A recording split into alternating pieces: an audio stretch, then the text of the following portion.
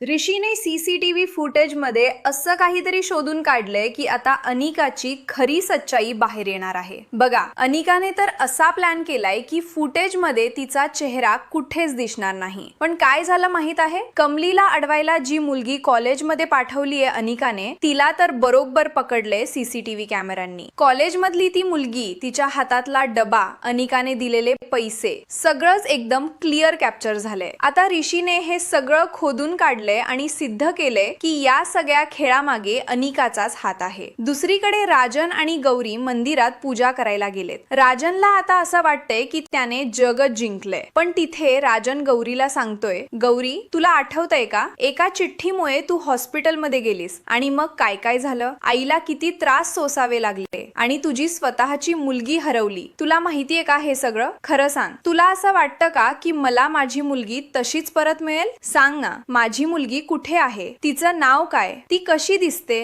राजनचे हे सगळे प्रश्न ऐकून गौरी अगदी गोंधळून गेलीये। काय बोलावं काय नाही तिला काहीच सुचत नाही। तिला आठवतंय कशी एका कामिनीनं तिला त्रास देण्याचा प्रयत्न केला होता, पण आता राजनचा हात सोडावा की काय हेच कळत नाही तिला। आता ऋषी आणि त्याच्या टीमला समजलंय की अनिकानं खूपच मोठा कट रचलाय। त्यांना वाटतंय की कमलीला रस्टिकेट केलं जाईल तर सगळं काम चांगलं चालू राहील, म्हणून ते व्हिडिओ कॉल लावतात अनिकाला सगळा तमाशा दाखवायला। पण ही चूक अनिकाला खूप महागात पडणार आहे। अनिका अगदी उत्साहानं व्हिडिओ उचलते आणि सगळं बघते। तिला वाटतंय की या सगळ्यात तिचा काहीच दोष नाही, पण ऋषी आता चांगलाच चिडलाय। तो म्हणतोय, मी खोटं बोलतोय असं तुला वाटतंय का? मला खोटं बोलायची कुठली गरज आहे? मी जे सांगतोय ते 100% खरं आहे। बाकीचे फुटेज चेक करा, त्यात फक्त मी दिसतोय, पण जिथं मी तिला डबा दिला त्या ठिकाणचं फुटेज बघा। अनिका चिडते, अगं बस, खोटं काही बोलू नकोस। पण ऋषी शांतपणे म्हणतो, ठीक आहे, मग सांगा ना,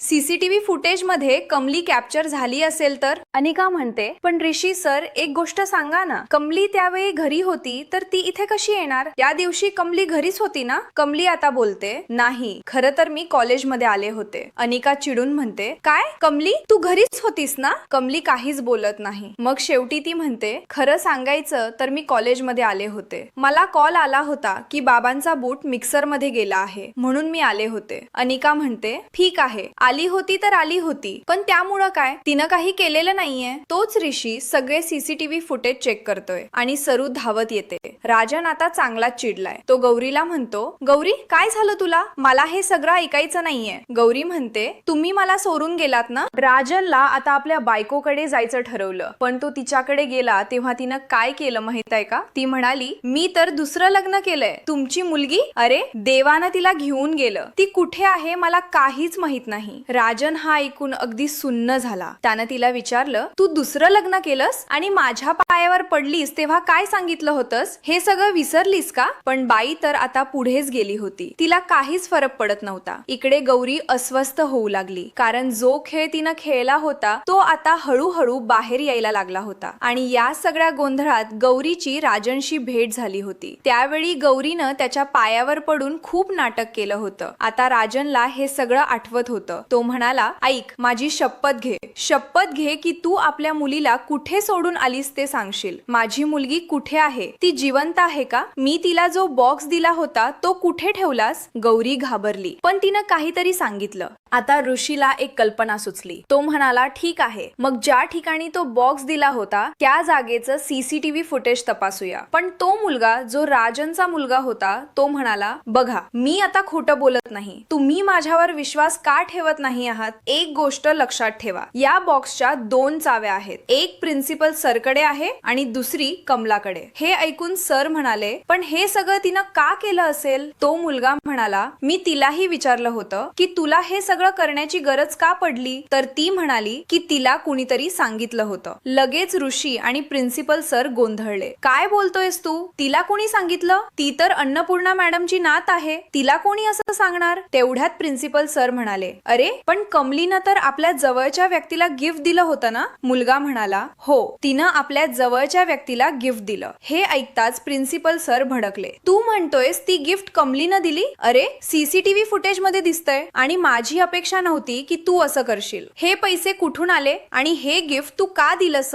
तेव्हा ऋषीला आठवलं की आपण कमलाला विचारलं होतं तुझ्याकडून काही चूक झालीये का, आणि ती अगदी गप्प बसली होती. आता त्याला समजलं की हे सगळं षडयंत्र करणारी दुसरी कोणीतरी आहे. आणि ती कोण होती? अनिकाची एक मैत्रीण, जी त्या कॉलेजमध्ये होती. अनिकानं तिला हे सगळं करायला सांगितलं होतं. फुटेजमध्ये दिसणारी मुलगी कमलासारखी दिसत होती, पण ती पाठमोरी होती. तेव्हा प्रिन्सिपल सर म्हणाले, तुमच्या डोळ्यावर पट्टी बांधली आहे का? ती पाठमोरी आहे. आणि खरंच पाठीमागून पाहिलं तर तीच दिसत होती. ऋषीला आता काहीतरी कळायला लागलं. तो म्हणाला, सर मला थोडा वेळ द्या, मी बाकीचे फुटेज तपासतो, मग काय करायचं ते ठरवू. पण प्रिन्सिपल सर म्हणाले, ऋषी सर तुम्ही कितीही बोलला तरी ही गोष्ट स्पष्ट दिसतीये. पण ऋषी विश्वास ठेवत नव्हता. तो सगळे फुटेज काढून पाहू लागला आणि एका फुटेज मध्ये त्याला काहीतरी दिसलं. त्याचं लक्ष एका गोष्टीकडे गेलं आणि तो म्हणाला, एक मिनिट, तू खरंच सांग मला, तू कमलाच्या हातात बॉक्स दिलास का? तो मुलगा थोडा गडबडला. ऋषीला आता सगळं समजलं. त्यानं अचानक एक फुटेज सगळ्यांना दाखवलं. त्या फुटेज मध्ये कमलासारखे कपडे घातलेली एक मुलगी हातात बॉक्स घेऊन जात होती आणि तिथून पैसे काढत होती. कमलाला याचं काहीच कळत नव्हतं की हे सगळं काय चाललंय. ऋषी म्हणाला, सर बघा, मी सांगतोय, जे दिसतंय ते नाही. ही मुलगी कमला नाहीये, हे फक्त तिच्यासारखं दिसणारं कोणीतरी आहे जी आपल्या कॉलेजमध्ये आहे. ऋषी आता बरोबर त्या ठिकाणी पोहोचला. त्यानं त्या मुलीला पाहिलं होतं. एका झटक्यात त्यानं तिला पकडलं, सगळ्यांसमोर आणलं आणि तिच्याकडून सत्य विचारलं. बोल, कुणी सांगितलं तुला? अनिका घाबरली आणि तिला काहीच बोलता येईना. ऋषीला आता सगळं समजलं होतं. तो म्हणाला, हे पैसे तुला अनिकानं दिले होते ना? एका झटक्यात आतापर्यंत नाटक करणारी अनिका एक्सपोज झाली. आता पुढच्या भागात राजनला कळणार की कमलाच त्याची मुलगी आहे आणि गौरी नाटक करतीये हे त्याला समजणार. पण त्याला कोणत्या गोष्टीवरून हे समजणार ते सगळं पुढच्या भागात दाखवलं जाणार आहे.